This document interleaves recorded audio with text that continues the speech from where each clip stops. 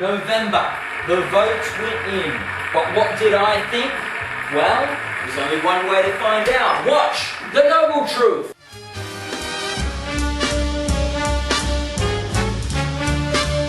I am swimming in it. Want to blame the state government and the federal government.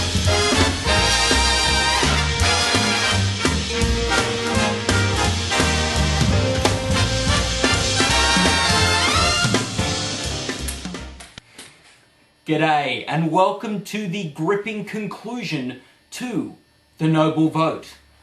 Now, I started the Noble Vote because I, like most of Australians, were unsatisfied by the coverage being provided by the mainstream media. And again, I think in covering the results, they let Australia down. Sure, any network or radio station or internet site can cover the results as they happen.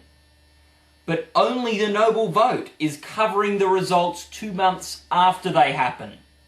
For those of you who missed my first installment, here's what happened. Previously on the Noble Vote. Let the worm tell me who was arguing better.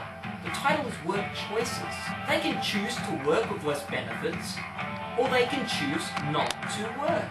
Have access to their own laptop computer. I also now believe that global warming exists. In my place, insert those you hold most dear. Your family, your friends, your boyfriend, your girlfriend, me. But what's a litmus test for judging Australian family values, homosexual marriage? Such a likeable guy. And his name rhymes with the year in which the election is being held. Actually, all this is too compelling. Look, screw the scoring and the important issues. Vote Kevin Rudd on Saturday because Noble tells you to vote for Kevin Rudd or your Labor representative on Saturday. Now, yes, that video took YouTube by storm just days before the votes were cast throughout Australia. Want to know how successful it is? Well, let's have a look at who won the election. A short time ago, Mr. Howard called me to offer his congratulations. He did it! He did it! Or more accurately, I did it. See, I told you to go vote Kevin Rudd. You then went and voted Kevin Rudd, making him Australia's next Prime Minister. My message was so powerful that it resulted in the sitting Prime Minister, John Howard, losing his seat. Now, Kevin Rudd, I'm still waiting for a thank you. Now, that's okay. I know you're a busy man. Just get round to it when you can. But just so we are clear, this does not count. Today, many people across Australia have voted Labor for the very first time. Today, many people across Australia have voted Labor for the first time in a long, long time. And I want to thank all those people. So Kevin Rudd, just get on that in your own time. Here's a hint. Nothing says thank you like a muffin basket or a nice dinner at the lodge. So we all went to the polls and voted Kevin Rudd Prime Minister of Australia. Well, I almost didn't. You see, just because I decided who all you at home were voting for, I was yet to decide who I was voting for. And when I was driving through Lindsay just before the election, I got a flyer which raised some pretty concerning allegations about the Labor Party and Kevin Rudd. However, I decided in the end that Labor and Kevin Rudd were the right people to vote for. Kevin Rudd is probably one of the most conservative, if not the most conservative Christian leader you would ever get of the Labor Party. So by voting him in, that moves the entire political spectrum of Australia to the right, which, in my opinion, is fantastic. Okay, now Kevin Rudd had a bit of a speech. What did he have to say to the people who had just elected him? You can have a strong cup of tea if you want in the meantime. Even a nice Vovo on the way through. Now, product placement in a show like Desperate Housewives or Lost is going to cost the company thousands and thousands of dollars. So I'm curious as to how much Arnott's paid for that crucial Ice Volvo reference in Kevin Rudd's victory speech.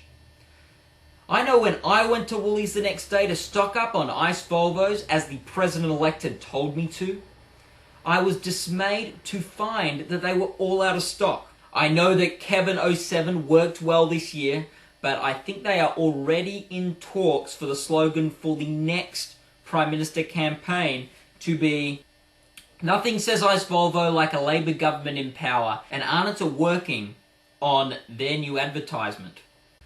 Nothing says a Labour government in power like an Ice Volvo. So, what else did our newly elected Prime Minister have to say? The values for which you have stood and fought, and the fact that you have been supported in your fight by the great Australian trade union movement,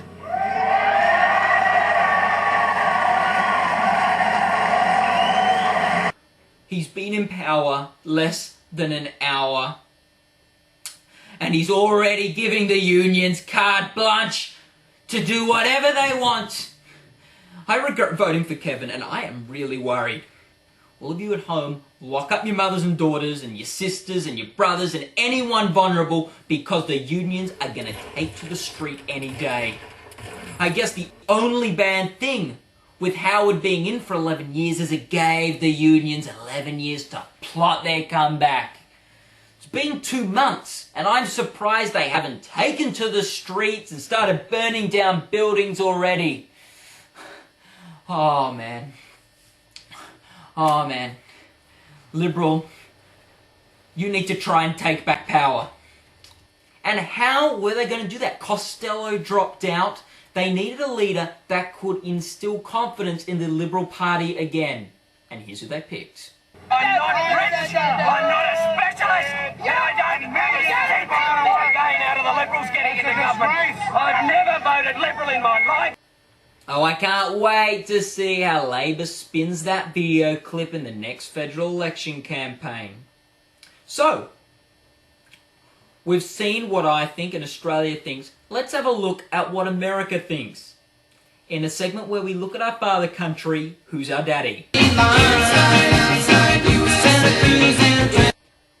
Now, America obviously wasn't that interested in covering our federal election in the domestic issues. That doesn't really concern them. So the articles in the New York Times and the Washington Post highlighted the differences of opinion on the parties on issues like the Kyoto Protocol and the war in Iraq. Now, I think America will be very interested to see the new leader of the Liberal Party's position on Iraq. Not only Iraq, but the entire region is an important supplier of energy, oil in particular, to the rest of the world. And Australians and all of us need to think, well, what would happen if there were a premature withdrawal from Iraq?